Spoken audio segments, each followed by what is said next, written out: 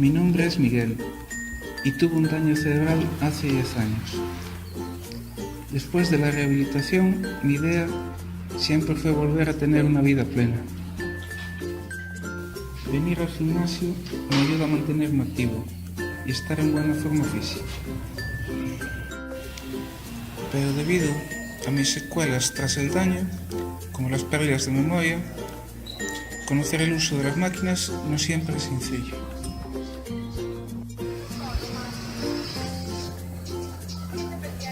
Es aquí donde entra en acción el uso de la aplicación Me Facilita como una herramienta de apoyo.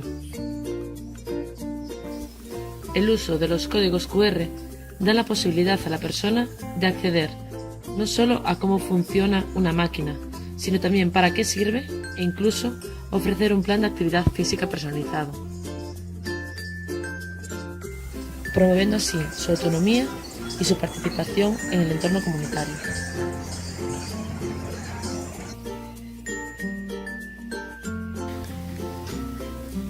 Me gusta sentir que puedo venir al gimnasio sin depender de nadie, solo de mí mismo. Y esto puedo lograrlo a través del uso de Me Facilita.